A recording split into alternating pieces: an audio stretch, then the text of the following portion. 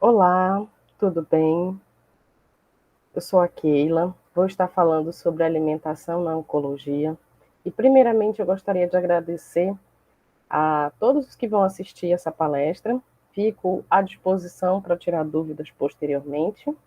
E agradecer principalmente à doutora Gladys pelo convite, por participar desse evento tão relevante. Então, vamos lá, começar aqui. A doutora Gladys pediu para eu comentar, para eu conversar com vocês sobre a alimentação na oncologia. E aí eu coloquei um subtema que é o que é importante saber. E aí, baseado nisso, nós vamos começar aqui a nossa apresentação. Eu sou a Keila, ok? Vou falar aqui um pouquinho de mim. Eu sou zootecnista, formei em 2009, eu sou de Manaus, sou mestre em biotecnologia, sou especialista em nutrição. Eu não coloquei, mas sou doutoranda. Faço parte aqui do corpo docente de duas instituições de ensino superior, ministrando a disciplina de nutrição para os cursos de medicina veterinária.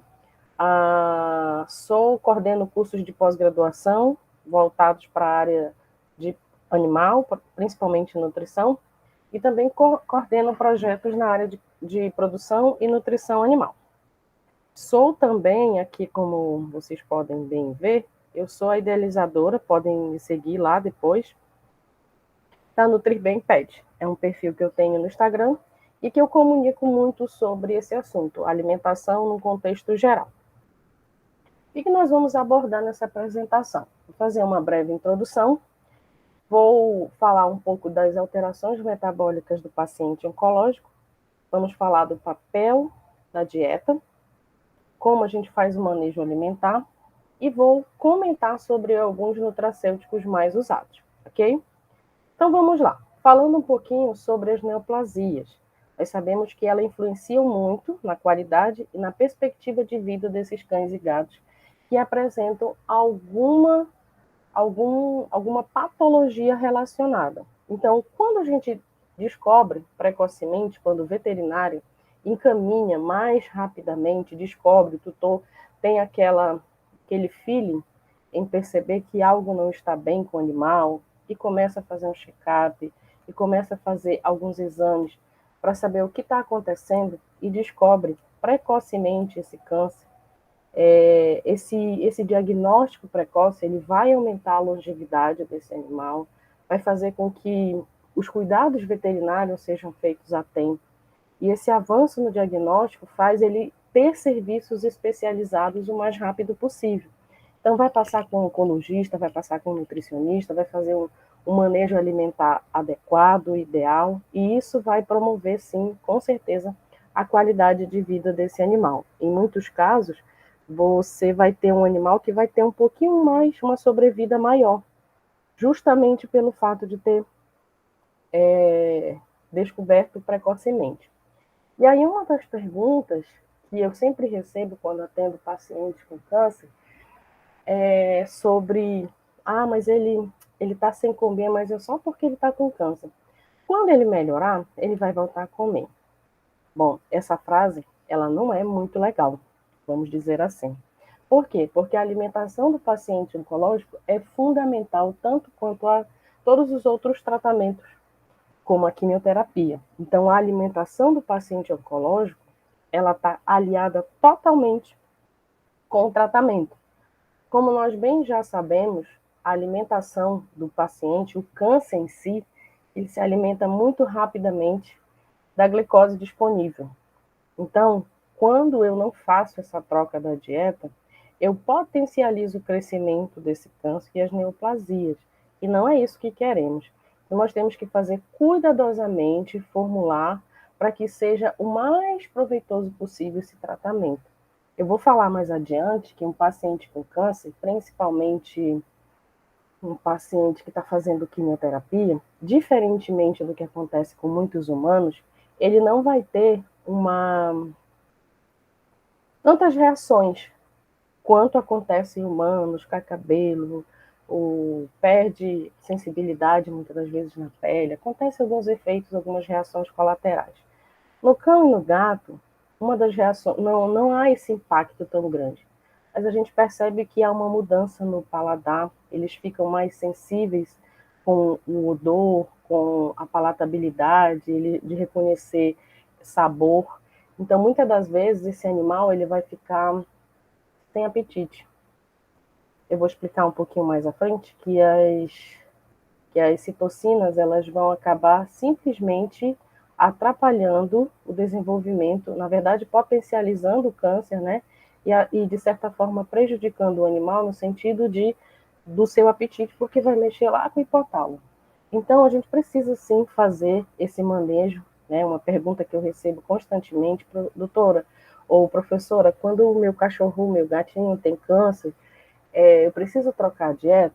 A gente vai falar mais à frente, mas de antemão eu garanto a você que sim, porque nós precisamos lembrar que as rotas metabólicas para o câncer, ele aproveita ao máximo.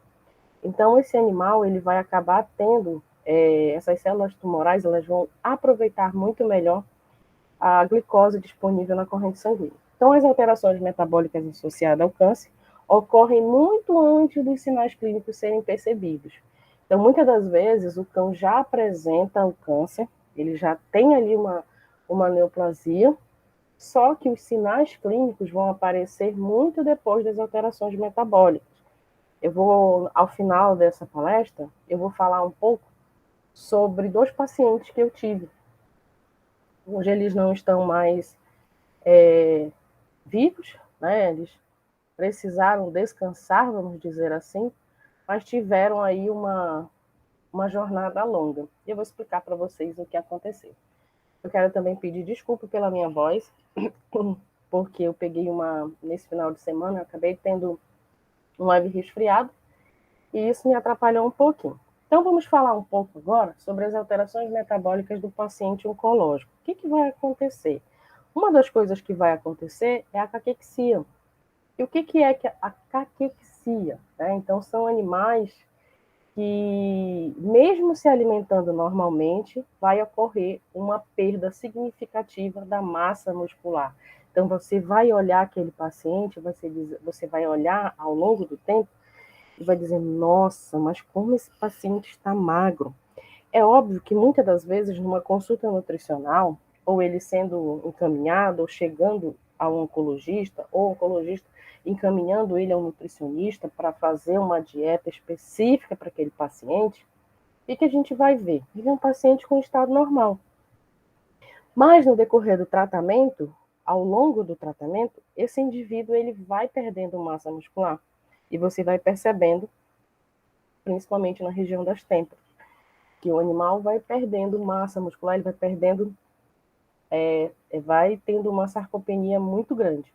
Então, isso tudo é causado por uma síndrome metabólica complexa, que vai estar associada com a perda de músculo, perda com ou sem gordura, uma depressão de todos os compartimentos corporais, principalmente nos cânceres mais avançados, ok? E a caquexia, ela vai trazer algumas alterações induzidas pelo tumor no metabolismo do carboidrato, das proteínas e da gordura do corpo. Nós já sabemos que a primeira fonte que o câncer mais gosta e se aproveita é o carboidrato, principalmente os carboidratos mais simples, que contêm um índice glicêmico maior e rápido na corrente sanguínea, então potencializa o crescimento dessas células. Então, muitas das vezes, como eu falei ainda agora, o animal vai ter um caso de anorexia. Por quê? Porque ele vai estar, principalmente como eu falei, em casos em que ele esteja fazendo quimioterapia. E aí ele vai ter anorexia, fadiga, perda de peso, comprometimento da função imunológica e muitas das vezes um quadro de desnutrição. A caquexia por câncer difere, ela vai diferir em cães e gatos. Então, em gatos vai ser muito mais severa do que em cães. É muito mais fácil você ver um gato, ele ficar mais prostrado em relação ao câncer por conta da caquexia. E nesse contexto, a gente vai ter, então, 3 fases. Vai ter literatura, tem artigos, eu vou disponibilizar os artigos que eu vou estar falando aqui nessa apresentação para vocês. Mas vai ter artigos que vai trazer 4 fases. Em especial, eu quis trazer aqui 3. Então, na primeira fase dessa caquexia, vai ser sem sinais clínicos, sem alterações bioquímicas tão evidentes, porque o lactato sanguíneo e os níveis sanguíneos, os níveis de insulina vão estar normais. Então, o câncer vai estar aproveitando tudo que ele tem ainda de fácil acesso. Na segunda fase, a gente já consegue perceber em alguns pontos do animal, aqui na têmpora, essa perda acentuada de massa muscular. Então, quando eu faço uma fricção sobre ponho o dedo, né, um indicador sobre essas partes aqui, esses pontos da musculatura do animal, eu vou conseguir perceber que eu consigo ter um acesso maior à parte óssea. Então, anorexia, perda de peso, vômito, alterações no olfato, como eu falei, então muitas das vezes ele vai ficar um pouco mais enjoado para comer, e esse paladar. E um outro cuidado que a gente vai precisar ter é com o epitélio intestinal, que eu vou falar da glutamina lá no final da nossa apresentação, da nossa conversa aqui, sobre a glutamina para manter o equilíbrio do intestino, para que tudo que ele coma seja aproveitado ao máximo possível. E a terceira fase, a gente vai ter umas perdas mais acentuadas, agora não somente de massa muscular, mas também de gordura corporal, de todas as reservas de proteína, e uma debilitação mais severa e, consequentemente, fraqueza. Eu quero enfatizar também que a gente tem vários tipos de câncer, e que majoritariamente, vou deixar bem claro isso aqui, majoritariamente o câncer vai preferir carboidratos, mas não quer dizer que todo câncer vai optar com essa rota metabólica, essa fonte de energia especificamente. Aqui a gente tem, então, algumas comprovações científicas. Como eu falei, eu vou deixar aí esses artigos para que vocês possam ter acesso. Então, síndrome da anorexia caquexia em animais portadores de câncer, né? Então, aqui esse trabalho é bem interessante, porque ele fala exatamente toda essa questão da anorexia, da displasia maligna no estágio avançado, enfim. Então, é bem interessante, vou deixar aí esse material para vocês. Esse outro artigo, síndrome paraneoplásicas em cães e gatos, parte 1. Esse artigo ele também vai explicar vários detalhes em relação à neoplasia, né, a paraneoplasia, basicamente, e as formas de que você pode ter para melhorar o quadro do indivíduo. Então, a gente tem aí que nessa caquexia versus sarcopenia, que foi descrita por esse carinha aqui, o Fleming, em 2012, que eu também vou disponibilizar o material dele, ele diz que a perda de massa magra ou massa muscular, que afeta a grande proporção de cães e gatos com insuficiência cardíaca congestiva, doença renal crônica, câncer e uma variedade de outras doenças. Aí, aproveitando, eu quero ressaltar aqui que quando o animal tem câncer e às vezes outras patologias, como eu já tive paciente que teve câncer e era um renal crônico. Então, isso também caracteriza que o tutor foi muito negligente no sentido de levar esse paciente a tempo. Então, foram coisas que foram somando. E é óbvio que muitas das vezes esse animal não vai conseguir ter uma facilidade, você vai ter que optar, né? O que tratar primeiro? A sarcopenia, perda de massa muscular magra, que ocorre como consequência também do envelhecimento. Lógico, para alguns indivíduos, a gente vai precisar ver que alguns animais vão ter sarcopenia por conta da velhice. Então, quanto mais velho o indivíduo, mais facilmente ele vai apresentar essa perda de massa muscular. Muitas são as afecções associadas a essa perda muscular, e as mais comuns, como eu acabei de falar, são essas da idade avançada. A sarcopenia e a caquexia, elas são alterações simultâneas em muitos casos, principalmente nos casos em que o animal é oncológico. Mas essas duas síndromes, elas estão tornando cada vez mais importantes na medicina humana e na veterinária, devido à alta frequência dos efeitos clínicos adversos. E aí eu aproveito para chamar a atenção também que há muitos estudos para humanos e muitas coisas ainda não temos comprovações científicas para a veterinária. Então, nós tiramos como base algumas coisas para a veterinária, baseado nas pesquisas para o animal. Então, a rota metabólica do câncer, por exemplo, é um caso. Então, nós sabemos que em humanos, majoritariamente, as células cancerígenas elas vão optar, sim, por carboidratos. E essa perda de peso do animal doente, ela vai ser aguda e crônica, e vai sofrer algumas alterações em várias mediações, como eu falei, as citocinas inflamatórias, as catecolaminas, o aumento do cortisol, insulina, glucagon e assim por diante. Então, a gente tem que diminuir a capacidade do organismo em fazer adaptações metabólicas necessárias para alterar a utilização de gordura. Então, assim como vocês já devem ter visto lá na bioquímica, o corpo vai ter preferências como forma de tirar energia para o corpo. Primeiro carboidrato, depois as proteínas e depois as gorduras. Os aminoácidos eles também vão continuar sendo fonte prioritária de energia. Só que o que acontece quando a gente faz uma dieta para animais nesse estágio de neoplasia, seja ela avançada ou moderada? Nós vamos diminuir gradativamente a quantidade de carboidrato, botando numa quantidade, inserindo na dieta do animal só o suficiente para ele utilizar no seu metabolismo. Porque se tiver em excesso, o câncer vai se favorecer disso. De uma forma mediana, proteína, e de uma forma um pouco mais acentuada, as gorduras, porque o câncer ele não tem facilidade para utilizar a energia advindo da gordura. Então, a gente vai falar mais à frente sobre isso. E, por consequência, a massa muscular é rapidamente catabolizada. E aí, o que acontece? Isso na ingestão, a partir do momento em que o indivíduo começa a ter essa dieta específica para aquele tratamento.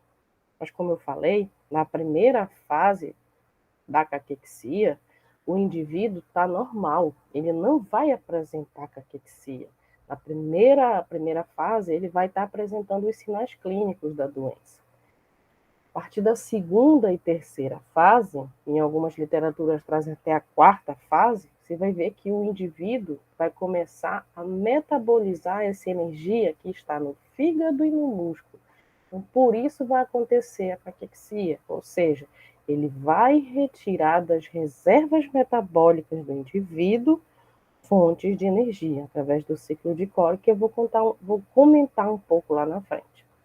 A depender da doença, a gordura e tecido ósseo também podem ser catabolizados, como eu falei, né? Então, ele vai tirar da gordura, mas é da gordura que já está metabolizada no corpo. Então, se a gente fosse resumir tudo isso que eu falei, nós teríamos assim, aqui um consumo de energia, né? Que é a necessidade energética do indivíduo, que na ausência de carboidrato, sim, ele vai metabolizar através dos aminoácidos, por isso que a proteína não pode ser em quantidade muito alta também, tá? Diminuição da utilização de proteína, de preferência a utilização de gordura, como eu acabei de falar. Isso traz uma resposta, muitas das vezes, não adaptativa. E conservação da massa muscular, para manter o animal com uma perda mínima, né?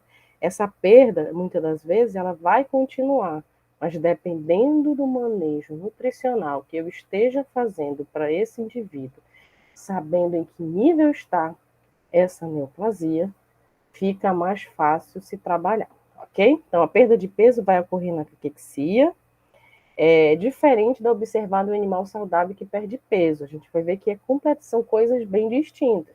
O indivíduo que vai emagrecer, que está perdendo peso, que está saudável, ele vai ter essa perda um pouco mais gradativa e lenta comparado com o animal que está no estado oncológico, tá? Que fique bem claro isso.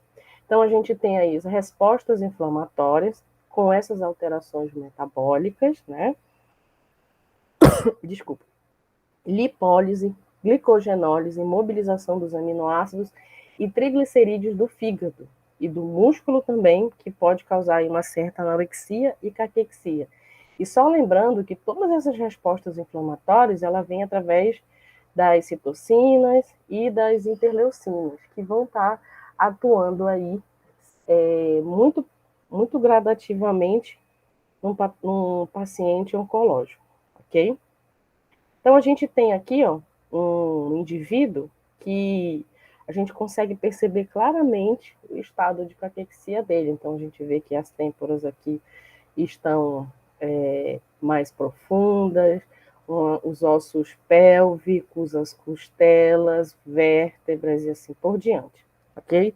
Por isso é muito importante a gente fazer logo no início de uma consulta nutricional, ou mesmo que um clínico, um veterinário clínico, receba esse paciente e comece a fazer as indicações, né, os encaminhamentos para um oncologista, para o nutricionista, ele já começar a ter essas leves noções sobre a massa, a perda de massa muscular e a condição de score corporal. Aqui eu coloquei só de cães, mas nós temos de gato também, tá?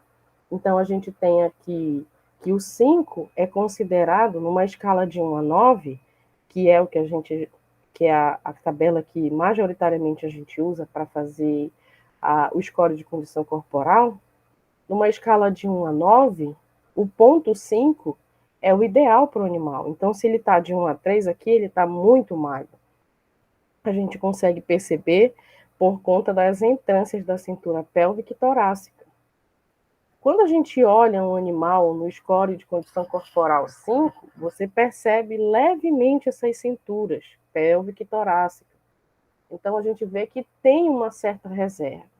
O 6 a gente poderia considerar aqui um sobrepeso, que muitas das vezes é o que a gente mais encontra nos indivíduos, os cães. Essa escala vale para cães e gatos, sendo que para gato também é de 1 a 9, mas é uma figura um pouco diferente. E aqui, do 7 ao 9, a gente já pode considerar um animal obeso. E nesse animal obeso, a gente não percebe nenhuma entrância. Aqui, numa cintura pélvica e torácica. Esse animal ele já está, principalmente aqui no 9, considerado um animal abaulado, um animal que não tem nenhum tipo de entrância de cintura. Não somente isso, mas a sua parte aqui embaixo, a gente consegue perceber que o indivíduo tem mais gordura do que o necessário. Mesmo que o paciente chegue numa condição de score 9, se for oncológico, geralmente ele vai perdendo essa massa muscular, porque isso tudo aqui é reserva, gordura. E aqui, neste caso, o câncer vai aproveitar carboidrato, proteína e, por último, gordura. Aí, se ele começar a fazer a dieta correta, ele não vai conseguir transformar essa gordura rapidamente. E aí a gente tem ainda uma coisa também chamada de parasitismo metabólico. Você já ouviu falar sobre isso? E aí a gente tem que esses medicamentos, alguns medicamentos quimioterápicos, eles podem, em elevadas doses, induzir anorexia, por conta das náuseas, dos vômitos, da diarreia, da constipação. Passar esses artigos depois para vocês.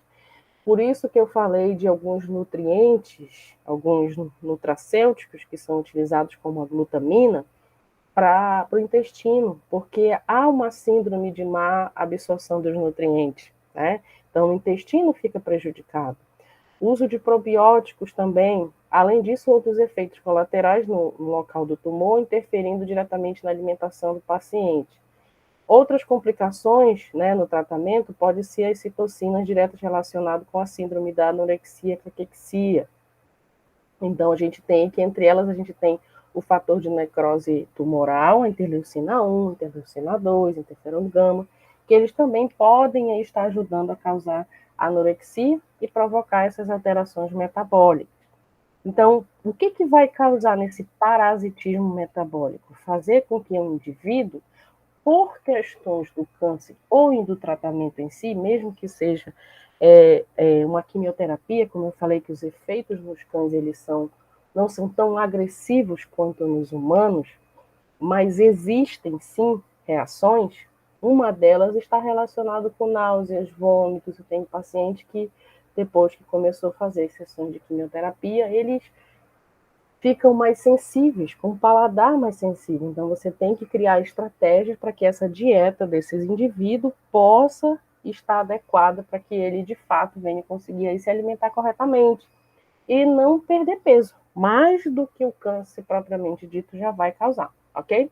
Em geral, os pacientes com câncer são subnutridos devido a vários efeitos colaterais advindos da patologia. É lógico que hoje, como eu falei no início, quanto mais precocemente você descobrir isso, melhor vai ser para o paciente. Então, essa síndrome do parasitismo metabólico, ela é causada pela presença, né, do tumor, propriamente dito, onde o combustível energético das células tumorais a gente já sabe que é a glicose, já falamos sobre isso. Os modos particulares de uso seguem caminhos da glicose anaeróbica. Então, a glicose metabolizada em lactato pelo câncer, que foi o que eu falei, através do ciclo de Core. Então, o que vai acontecer? A célula tumoral, ela vai utilizar o carboidrato majoritariamente. Da alimentação que ele acabou de ingerir, também, mas ele vai utilizar primeiramente o que ele acabou de digerir, mas também aquilo que está armazenado em forma de glicogênio lá no músculo, lá no fígado, e ele vai começar a fazer essa conversão para ganhar energia, porque tudo isso é muito caro para o paciente. A gente sabe que uma molécula de glicose gera em média 38 ou 36 ATPs, e, consequentemente, o corpo vai precisar entrar no ciclo de produção de energia muitas vezes, o dobro de vezes. Ele vai precisar gerar mais energia do que o corpo precisa, porque uma parte dessa energia vai para a célula tumoral, tá? Então, que fique bem claro. E aqui a gente tem que os pacientes oncológicos, em estágio principalmente avançado, eles têm constante perda de peso e apresentam uma atividade do ciclo de Core aproximadamente 2 a 3 vezes maior do que aquela que é em medida com o paciente sem perda de peso ou outro paciente. Então, a gente sabe que isso é um gasto energético muito grande para o paciente.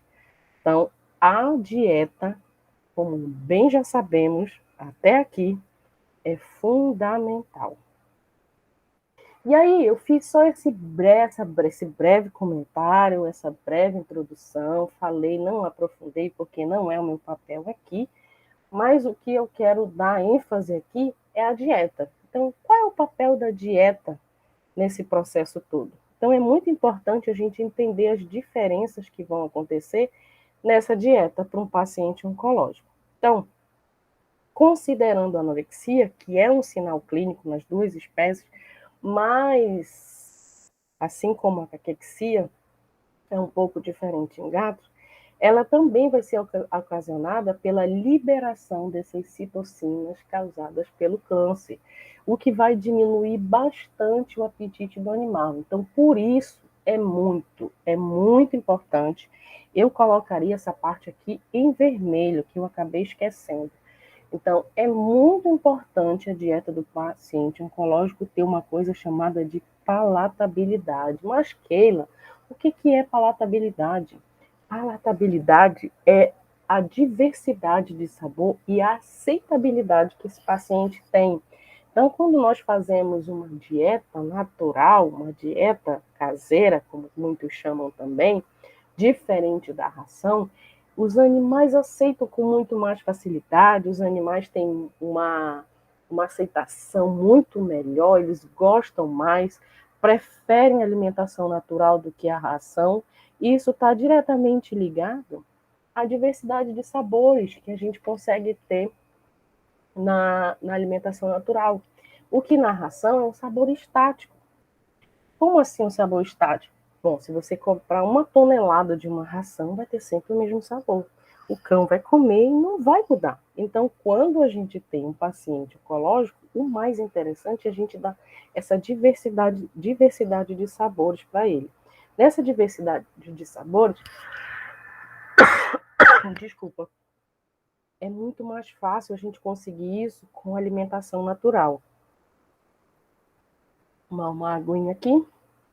Então, em pacientes em tratamento e andamento com a anorexia, pode ser explicada uma consequência, como eu já falei, da quimioterapia. Então, pacientes que precisam fazer quimioterapia, eles vão, consequentemente, ter aí uma alteração no metabolismo, né, por conta aí do hipotálamo, que vai mexer com o seu metabolismo. Então, ele vai, essas ocitocinas, até botei aqui, ó, que elas vão atuar aí mexendo com as preferências do animal, justamente porque interfere lá no hipotálamo e fazem com que o animal, muitas das vezes, não queira comer ou não aceite a ração. E nós vamos falar mais à frente. Ração ou alimentação natural? Bom, consequentemente, dentro desse tratamento, vai haver uma diminuição das papilas gustativas funcionais e, por isso, vai haver uma alteração no olfato. Então, esses animais, muitas das vezes, não vão olhar o alimento, não vão sentir um alimento com o mesmo prazer que tinham no início, né? E muitas das vezes eles podem ter até dor, dependendo de como, onde seja o câncer, para se alimentar. Então, qual é o papel do nutricionista ou do nutrólogo, como muitos chamam aí os veterinários que trabalham com nutrição? Qual é o papel dele? É assegurar a ingestão alimentar de forma que se possa atender às necessidades nutricionais desse paciente, fazendo todas as orientações a respeito dos alimentos a serem consumidos e monitorando a condição corporal, que nós já sabemos que vai acontecer em estágios mais avançados ou não, a caquexia e muitas vezes até a anorexia, tá? Por isso que eu precisei falar um pouquinho antes sobre esse ponto. Então, o nutricionista ele também vai utilizar algumas estratégias para a orientação dessa nova dieta. Recomendar suplementos, sejam eles orais, sejam eles manipulados, ou que já tenham existente, né, no mercado, uma dieta interal ou parenteral. Aqui nós vamos falar somente de uma dieta oral, uma dieta sem ser parenteral e interal. Então, o nutricionista ele tem como função prevenir essa desnutrição e melhorar a qualidade de vida desse paciente. Então, o tratamento, assim como ele vai fazer com o oncologista, ele também vai precisar ter esse acompanhamento com o nutricionista durante todo o período de tratamento. E aí, dentro desse fator de anorexia pelo tumor, vamos considerar que esse indivíduo tenha a dificuldade de comer, causada aí pelo câncer, seja na esfera orofaríngea, né? Ou outros fatores aí. Então, a gente, se for na cavidade oral, como eu já tive uma paciente, eu acabei não colocando foto dela aqui, que foi a Jabe. A Jabe, ela começou, só um parêntese sobre isso, a Jabe começou com câncer no lábio. E foi preciso tirar metade da mandíbula dela, inferior. Hoje ela tem metade da mandíbula. E ela come somente alimentos pastosos. Então, a dieta dela é feita naturalmente, ela está na modalidade de alimentação natural, e a dieta dela toda é batida no liquidificador, no processador, ficando uma consistência mais pastosa e fazendo com que ela consiga se alimentar, e ela ama a dieta. Porque a gente pode também, precisa lembrar que o cão ele não pode perder o instinto de comer naturalmente. E no início foi muito difícil a gente tentar adaptar, a tutora me dava o feedback sobre se ela estava conseguindo, ela tentava roer osso, comer, mas ela não conseguia porque a base de apoio era a mandíbula. E aí a gente chegou nessa conclusão de que a dieta melhor para ela seria pastosa. Em certas ocasiões a gente deixa alguns cubinhos para ela ir puxando com a língua, enfim. Então, esses pacientes com tumores na cavidade oral, eles vão ter dificuldade para engolir e muitas das vezes dor. Então, a adaptação desses indivíduos é muito importante.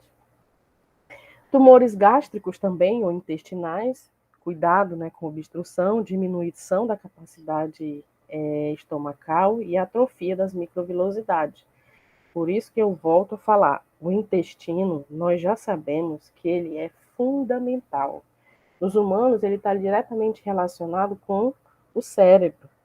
E com os animais, os cães e os gatos, o intestino, ele está diretamente ligado com a imunidade do indivíduo. Não que humanos não esteja, mas em cães, a gente precisa entender muito o intestino para que possa trabalhar qualquer dieta.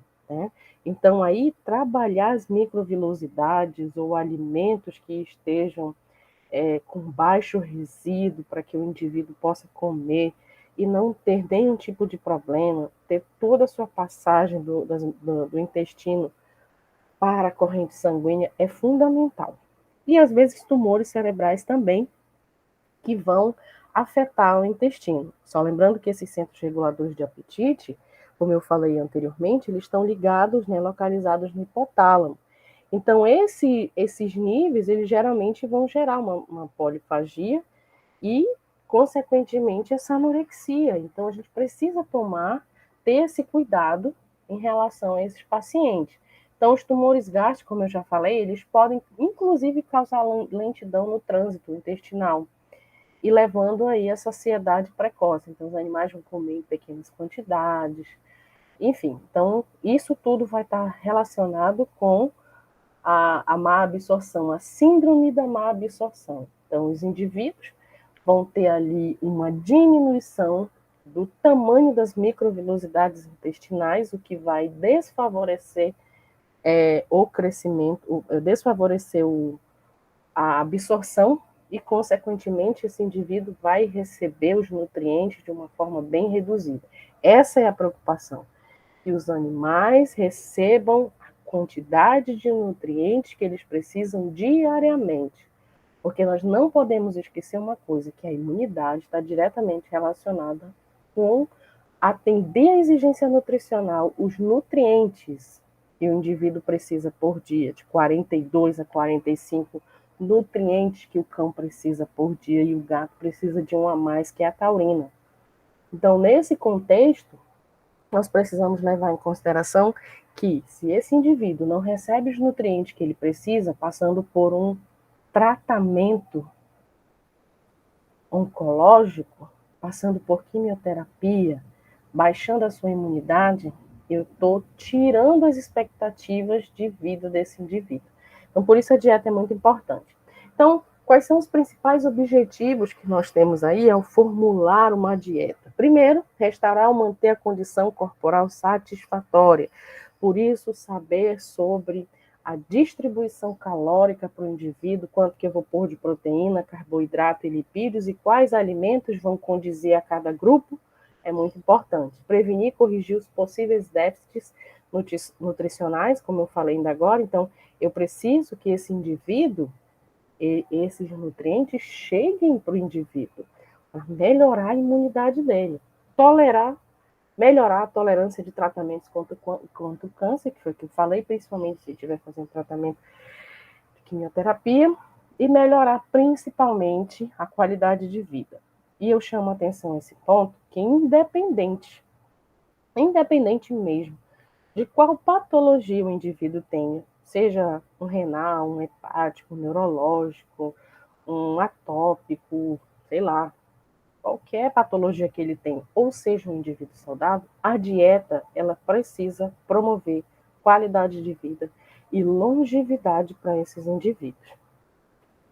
Ainda dentro dos principais objetivos, então a gente tem mudanças na dieta também visam alimentar o paciente sem alimentar o tumor. Então, o que eu quero dizer com isso? Eu quero dizer que muitas das vezes você vai precisar sim mudar a dieta. Ah, mas eu não consigo fazer alimentação natural, eu só posso fazer alimentação, eu só posso considerar a ração como a única alternativa, porque eu não tenho tempo, enfim, são os comentários que sempre ouço, são as frases que eu sempre ouço.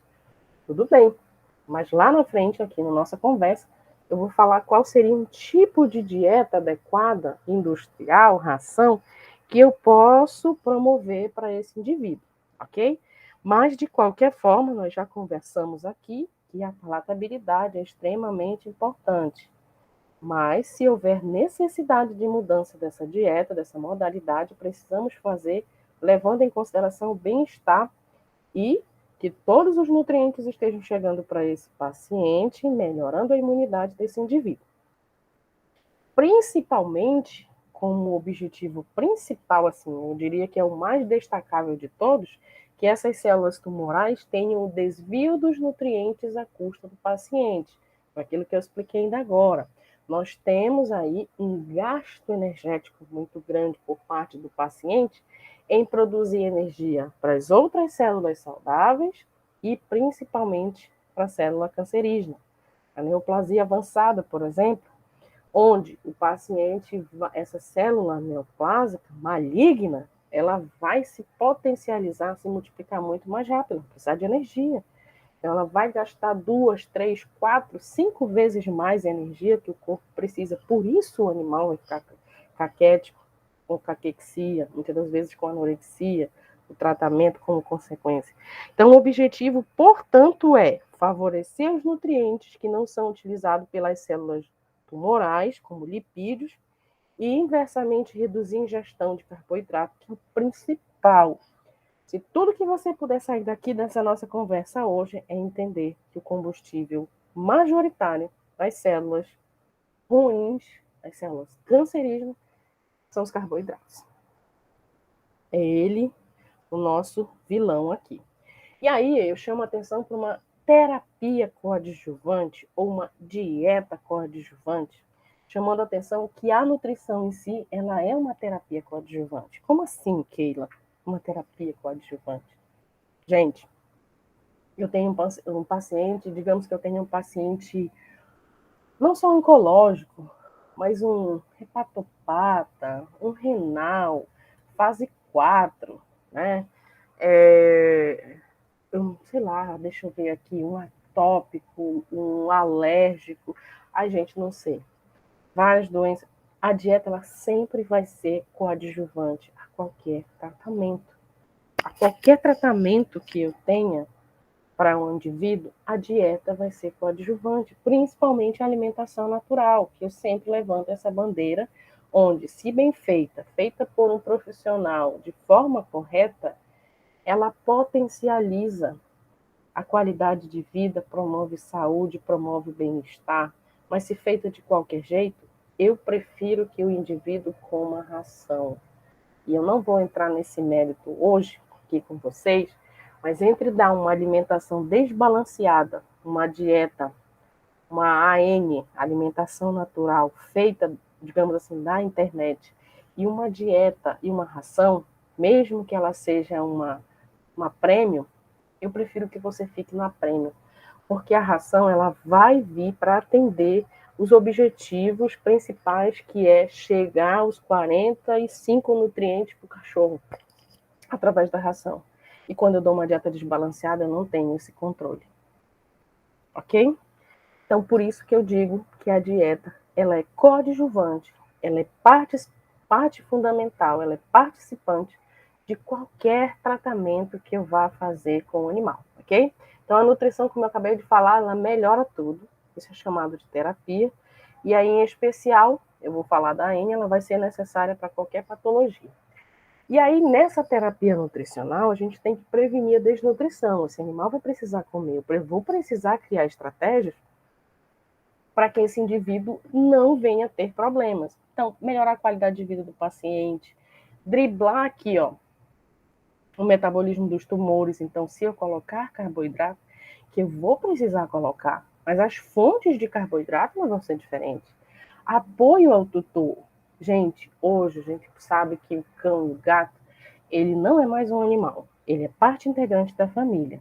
E por ser parte integrante da família, ele é um indivíduo essencial. Então, imagina que você tenha um humano com câncer na sua família.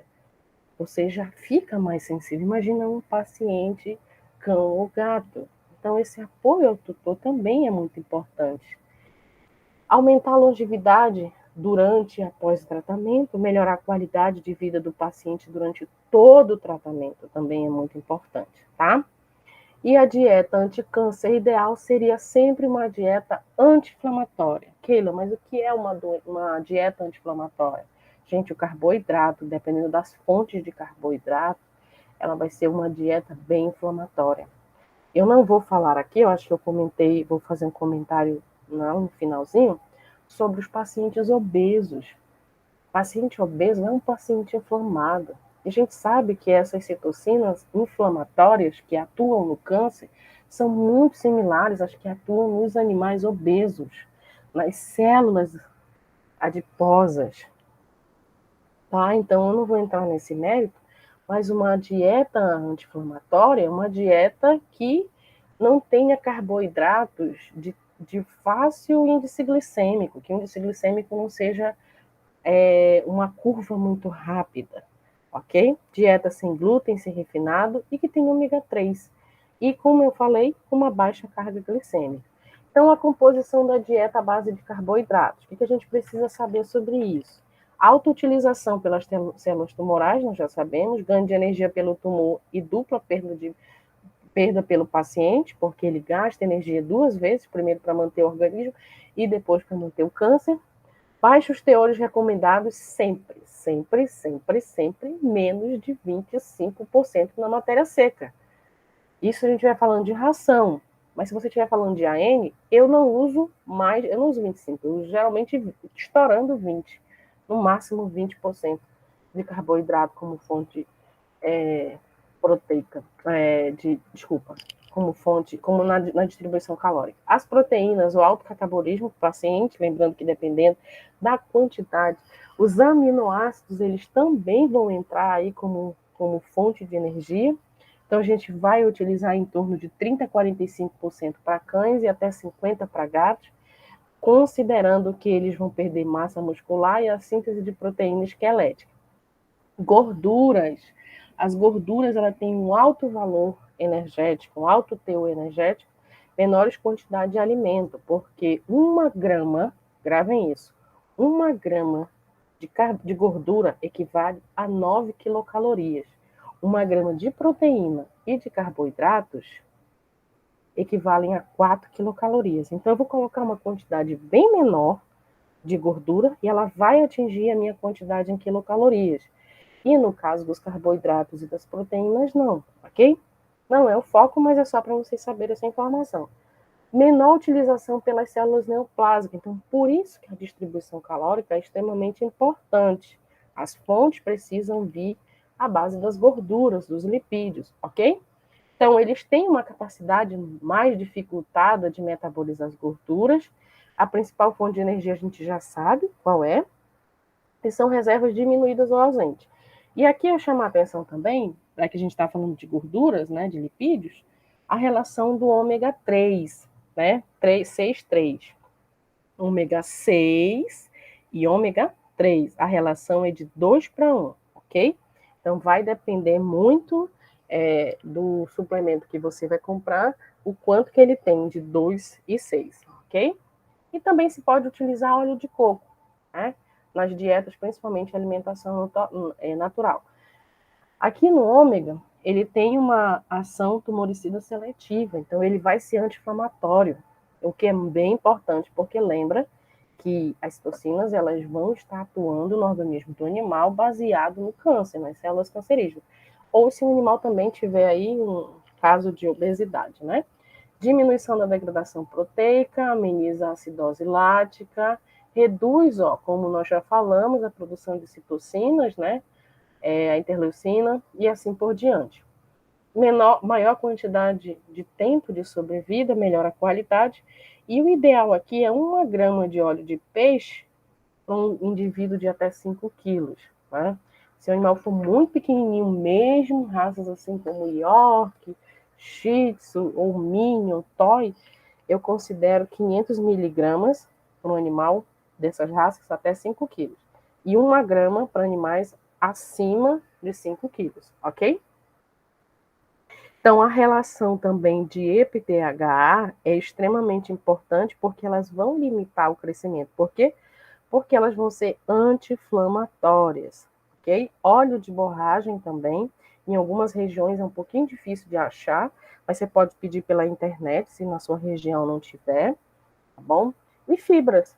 Na verdade, a fonte dos carboidratos aí, ela vai vir uma grande quantidade de fibra, porque os ácidos graxos de cadeia curta, eles vão utilizar acetato, butirato e propianato. Isso vai ajudar essas fibras na manutenção do trato gastrointestinal e os teores, alto teores, vai reduzir o aproveitamento de nutrientes. Então, tem que colocar numa quantidade ideal e adequada. Bom, aqui eu queria fazer um parêntese sobre a questão da dieta cetogênica. O que é a dieta cetogênica? Eu deixo esse comentário aí, que a dieta cetogênica ela já é conhecida mundialmente, principalmente para humanos, para animais, mas vamos falar aqui no nosso foco, né? Ela tanto é utilizada como uma forma de doença de dieta anti-câncer, como anti-epilepsia.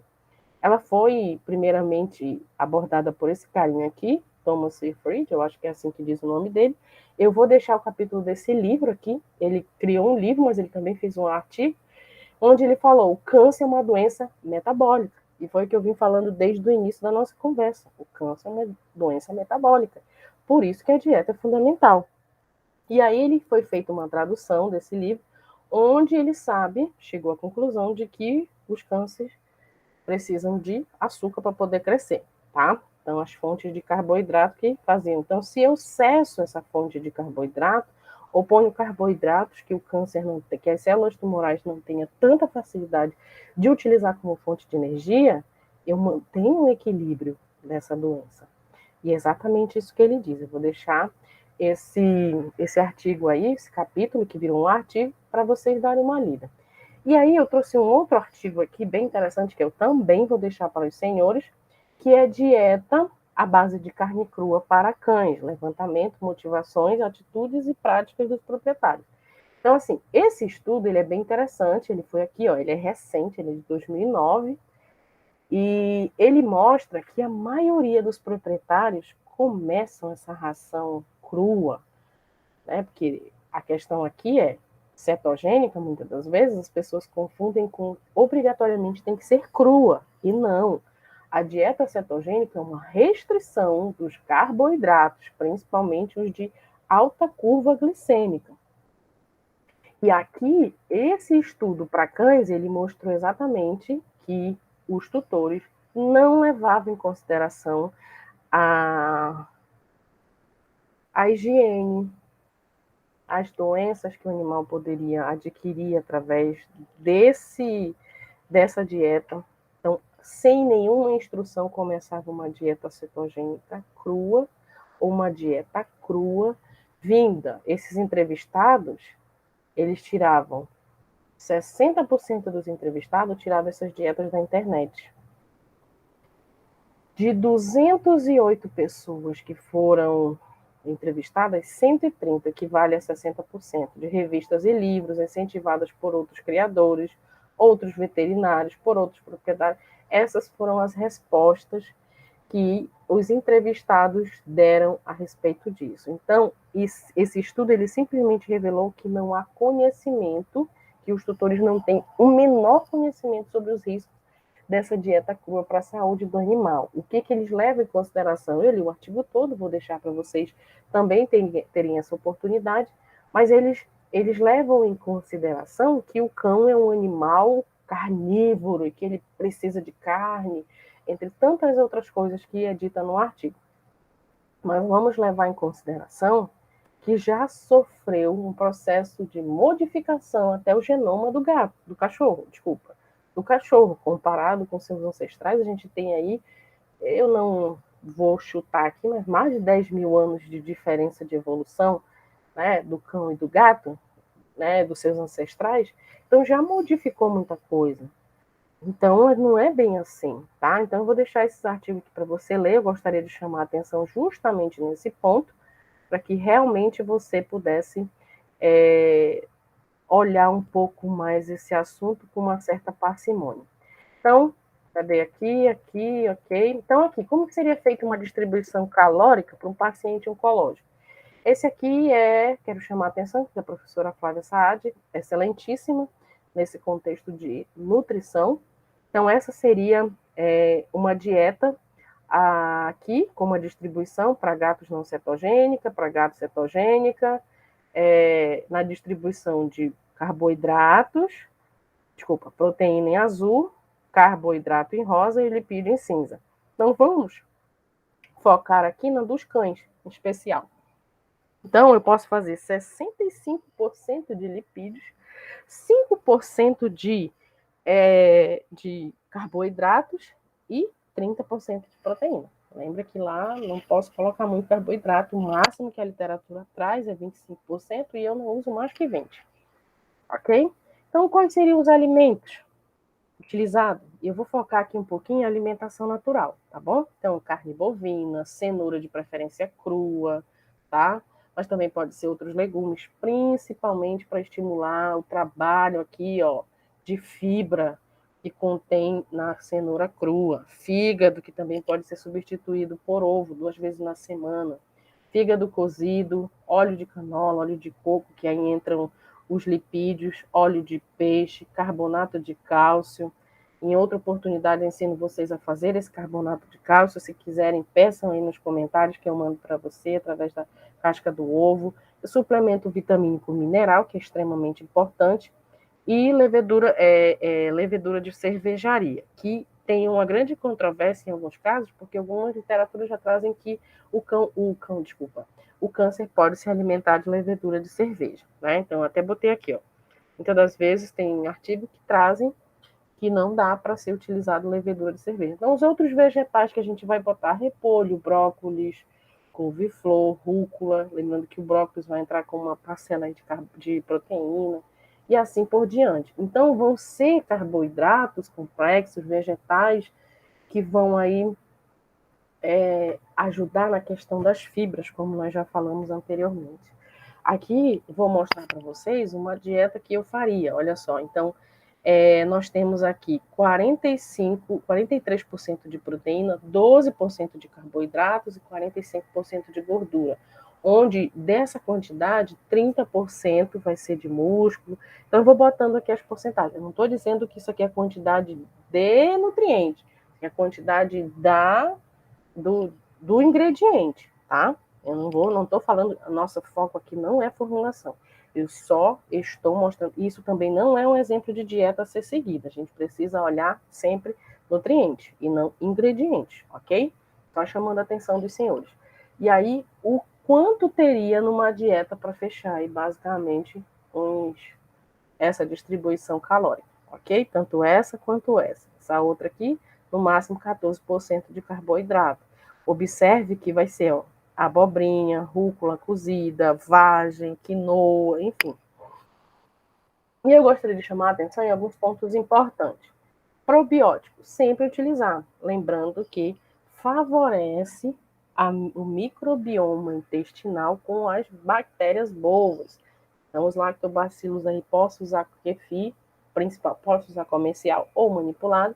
Se for comercial, de preferência sem PHT, que é um antioxidante que tem aí alguns artigos que já trazem que ele tem substâncias cancerígenas, então por isso sem BHT. Ômega, nós já falamos, ômega 3, ômega 6, ômega 3 em especial, porque ele tem propriedades anti-inflamatórias, o óleo de borragem, alguns alimentos que vão ser fundamentais e vão estar ajudando bastante. Gengibre, cúrcuma. E lembrando que a cúrcuma, o ideal seria pegar o princípio ativo, a curcumina. Então, mandar manipular mesmo a curcumina, porque essa que a gente compra muitas vezes em empório, em casas de produtos, assim, ela já vem com glúten, ela já vem um pouquinho misturada, e a gente nunca sabe o que contém ali, principalmente a questão do carboidrato.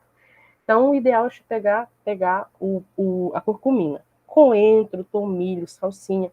Esses temperinhos aqui, vamos assim dizer, coentro, tomilho, salsinha, alecrim, orégano, canela, eles vão ajudar muito na palatabilidade.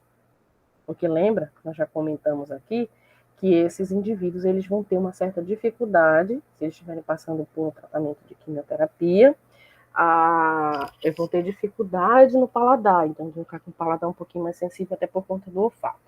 As gorduras a gente pode dar abacate? Gente, saiu um estudo, sei lá em quando foi, 2010, 2012, 13, que eles criou um mito sobre o abacate. Gente, o abacate pode ser comido, os animais podem comer abacate, principalmente cães. Gato não tem nada nem contra nem a favor na literatura. A gente não pode ir pelos sites que estão colocando coisas sem fundamento científico. Então, o que há de estudos?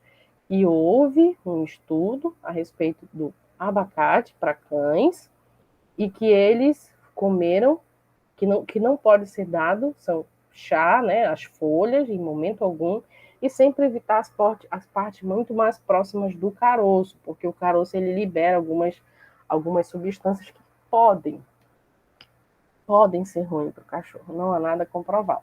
De qualquer forma, o abacate é uma gordura boa, ele tem aí uma grande importância como fonte aí para o animal, ok? Peixes gordos, ovos, vísceras, manteigas e carne gorda.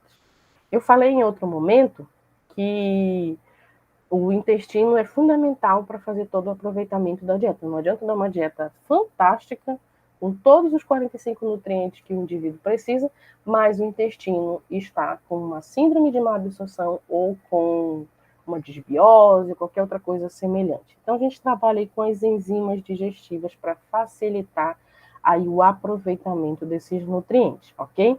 Chama atenção também para o sal, que a gente não pode restringir, a gente tem aspectos muito importantes metabolicamente falando em relação ao sal. Sódio, potássio, bomba de sódio e potássio, equilíbrio eletrolítico, entre tantas outras coisas, ok? E aí como eu estou falando um pouco sobre AN, alimentação natural, então a suplementação é obrigatória. E eu sempre sugiro aqui, Nutroplus, zero fósforo, por conta da sua composição, Food Dog dietas hiperproteicas, né? Por conta aí também da sua composição, e o Food Pet Mix por conta das fibras alimentares, tá? Em especial para as dietas oncológicas. Se fosse um animal saudável, seria manutenção. Se for um animal idoso, seria um para sênior. Se fosse um indivíduo em crescimento, um indivíduo filhote, seria para crescimento, ok? Então, eu falei de alimentação natural, mas aí a ração, pode ou não pode? Bom, gente, eu botei essa imagem aqui até para falar. Lembra que eu acabei de comentar que os carboidratos, eles são os vilões, né? Ele é o vilão para essa dieta. Então, o que acontece? Se você for dar ração e não tem outra forma de você alimentar esse indivíduo, a minha sugestão, baseada em todas as pesquisas científicas que tem em torno disso, em relação ao carboidrato, eu não vou fazer propaganda, por isso eu botei aqui essa tarjazinha, porque o objetivo aqui não é fazer propaganda de nenhum tipo de produto, mas sim mostrar aqui a recomendação. Esse é um produto que ele tem baixíssimo teor de carboidrato. E lembrando que a gente não tem no mercado comercial, eu pelo menos nunca vi, gente. Já vasculhei tudo, já tentei, porque eu tenho pacientes, muitas vezes eu tenho que recomendar. Então, sempre que eu recomendo aquelas livrem de grãos, porque os grãos eles têm uma curva glicêmica muito rápida, muito acentuada. Então, o pico glicêmico deles é alto. Então, eu não recomendo. E aqui eu achei essa dieta, por isso eu não vou citar nomes, mas eu quero mostrar para vocês aqui a composição. Então, olha só, tem 10% de umidade, a instrução normativa diz que não pode ter mais que 12% de água na ração, então está dentro dos critérios. Olha a quantidade de proteína bruta, 38, extrato etéreo 18, matéria fibrosa, matéria mineral. Mas, Keila, cadê o carboidrato? É só você somar esse, menos 100. E aqui eu vou fazer rapidamente para você. E eu vou dizer mais ou menos quanto que teria de extrativo não nitrogenado para a gente caracterizar aí uma leve noção dos carboidratos. Então, 10 mais 38 mais 18 mais 3 mais 7, que vai dar 10. Então, 76 menos 100. Então, olha quanto que tem de carboidrato, teoricamente, nessa dieta. 24%, que são os extrativos não nitrogenados. E nesse contexto, está dentro do que a literatura pede, não foi 25%? Menos de 25% na matéria seca? Então, aqui a gente encontra exatamente isso, tem 24%, ok? E energia metabolizável, 4.310. O que quer dizer isso? Que tem a energia que tem essa dieta. Lembra que os animais têm tendência à anorexia, caquexia. Então, eu vou dar aí um requerimento energético bem alto para que esse organismo não venha perder peso com tanta facilidade. E aí, aqui vamos aos ingredientes. Lentilha, whey protein, milho integral não transgênico, que é bem importante, semente de linhaça, polpa de beterraba, quinoa e extrato de yuca para melhorar o odor das fezes, frango, vitaminas, minerais, ovo e assim por diante, ok? Então, esse é só um exemplo que, se você precisar fornecer ração, que o nível de carboidrato seja baixo, o nível de proteína seja alto, de estratosférico também, tá bom? Ah, mas você falou que os carboidratos, sim, mas olha aqui, esses aqui, se você não tem outra saída, infelizmente, a gente não vai ter no mercado rações específicas para animais oncológicos, né? Pelo menos no Brasil eu não achei. Tem, eu sei que tem, se eu não me engano, nos Estados Unidos. Frutas e petisco, é uma dúvida muito comum. Frutas e petisco, eu posso dar para animal? Vamos descobrir, vamos já saber. Nesse contexto, a gente tem aí, então, que se é fruta, gente, vamos lembrar lá, ó, lá da bioquímica, glicose e frutose, eles contêm aí a mesma quantidade de elemento químico, que vai mudar entre eles. Fazem parte do mesmo grupo dos monossacarídeos dentro dos carboidratos. Então, eu der fruta para o animal, eu estou dando carboidrato. Minha sugestão, se você vai, e o índice glicêmico delas são mais rápidos, né? Também. Então, se você for aquele proprietário, aquele tutor que gosta de dar petisco, utilize partes da composição da dieta, principalmente se for alimentação natural. E aí, se for ração, fica um pouco mais complicado, porque então dê como petisco a ração de alguma forma. Porque o que acontece? Os petiscos, eles contêm muito carboidrato, gente. E mesmo que você dê os naturais, dê aqueles que fazem parte da composição da dieta, se tiver em alimentação natural, ok? Então, os petiscos a gente pode dar desde que você veja a composição dele igual eu fiz com a ração, tá? E lembrando também que os petiscos, eles nunca excedem 10% daquilo que o animal precisa comer por dia, das quilocalorias. Então, exemplo, o indivíduo precisa comer 100 gramas por dia. Então, no máximo, 10 gramas de alguma coisa que você vai dar de petisco é o máximo que você tem que dar. Não posso dar 2 petiscos, 3 petiscos, às vezes é no máximo 1,5, certo? Não dá tempo da gente fazer aqui, mas se fosse numa outra oportunidade, eu posso fazer o cálculo e mostrar para vocês como é que a gente faz. Que, na verdade, é a quantidade de quilocalorias que o animal precisa comer por dia. Se ele tem que comer 100 quilocalorias por dia, 10 quilocalorias precisam vir de petisco. E isso não é obrigatório, gente. Isso aí é um mecanismo que os proprietários usam, os tutores usam, para dar para os seus cães. Mas, de verdade, para o paciente oncológico, eu sempre restringo os petiscos. O que você pode fazer é aumentar a quantidade de refeições. Então, se ele tem que comer 100 gramas por dia, só um exemplo hipotético, 100 gramas por dia, faça 3, 4, 5 pequenas refeições por dia, no lugar dos petiscos. Mas não dê. E se você der os petiscos, lembrando sempre que ele não pode ser fonte majoritária de carboidrato. Ah, mas eu não sei como saber. Então, na dúvida, não dê. Nutracêutico, fibra. Nós já falamos sobre fibra. Arginina, muito importante, principalmente até na dieta do cachorro, é um aminoácido essencial. Cogumelos, que eu vou dar alguns exemplos mais lá na frente, né? Alguns tipos que você pode fazer uma sopa de cogumelo, pode fazer colocar na dieta, que vai ajudar bastante, o ômega 3, alguns antioxidantes, como vitamina E também, né? Alguns nucleotídeos, enfim, a gente pode utilizar. E aqui, com cautela, sempre na dieta, ácido fólico, vitamina B12, betaína, glutamina, colina, serina e glicina, que são elementos que podem conter na dieta, ou seja, eu vou colocar sempre o mínimo que o indivíduo precisa para não ficar em deficiência, mas nunca exceder, porque o câncer pode utilizar isso aqui como fonte de energia. Metabolicamente, eu não vou entrar nesse mérito agora, mas ele pode utilizar isso daqui, ok? E aí, ó, como eu falei, a glutamina, a L-glutamina, que vai ajudar nas células intestinais, né? Então, aumenta a microvelocidade dos enterócitos.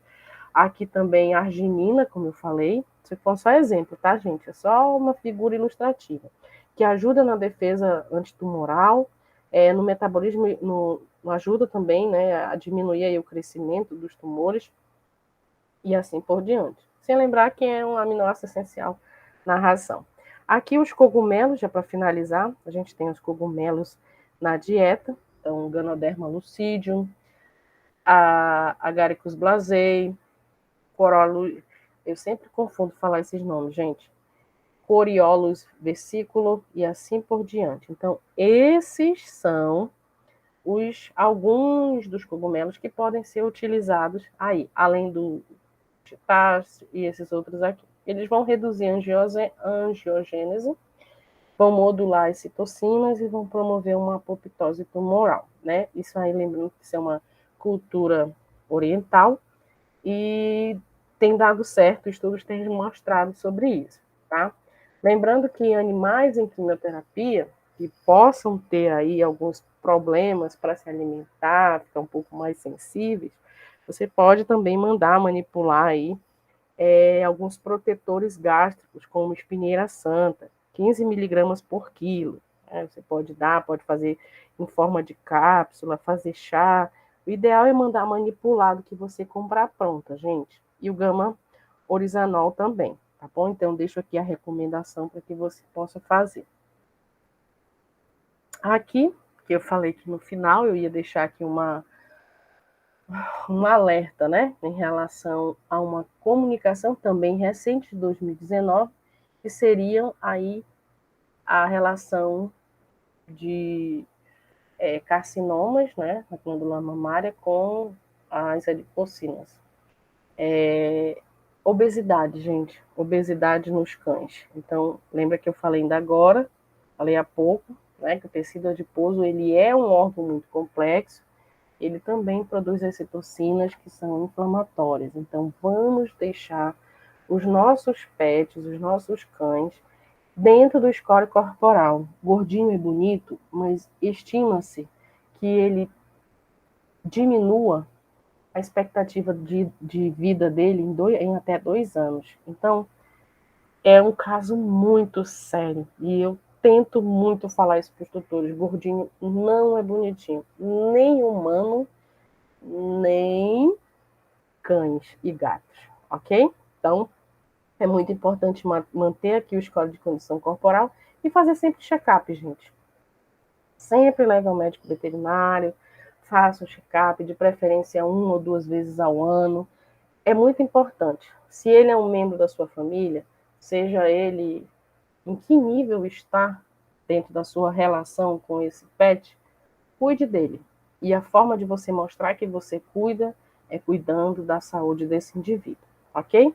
Aqui, só para finalizar, 2 pacientes que eu tive, um que foi o Argos, que faleceu uns 2 meses atrás, 6 quilos, 6,4, 6,4 kg, tinha 11 anos, começou com uma neoplasia no dígito e foi retirado, ao invés de retirarem a pata, retiraram apenas o dígito onde tinha aparecido, né, a doença, e depois esse câncer voltou, e voltou no pulmão.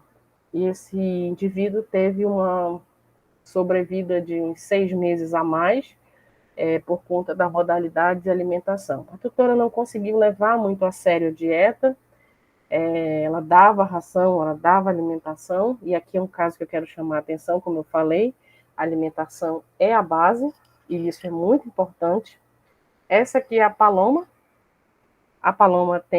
tinha, né, também faleceu, 6 quilos, tinha 12 anos, uma pincha, também começou com uma neoplasia no dígito, na patinha, e depois veio a pandemia, isso foi em 2019, aí veio a pandemia, ninguém podia sair de casa, ninguém podia fazer tratamento, os seus tutores eram idosos e tinham pessoas com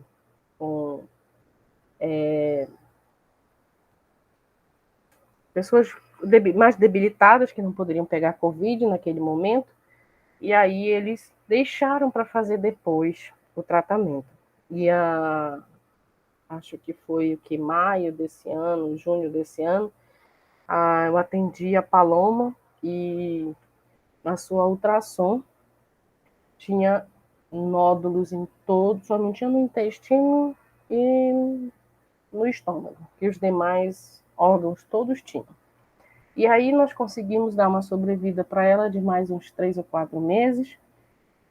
ela seguiu a dieta à risca, mas no caso dela não tinha mais o que fazer, porque pelo tempo em que durante a pandemia não conseguiu ser feito tratamento, avançou muito, né? Então esses são 2 casos aqui que eu gostaria de compartilhar com vocês. Eu quero agradecer a sua paciência em me ouvir. Deixo aqui os meus contatos, caso você queira entrar em contato, aqui minhas redes sociais, me siga lá, tá bom? E qualquer dúvida eu estou à disposição. Quero imensamente, mais uma vez, agradecer o convite e me pôr à disposição para responder quaisquer dúvida, ok? Foi um prazer estar com vocês e eu espero ter atendido a contento o que vocês gostariam de saber sobre a relação da alimentação versus a oncologia, ok? Um super abraço.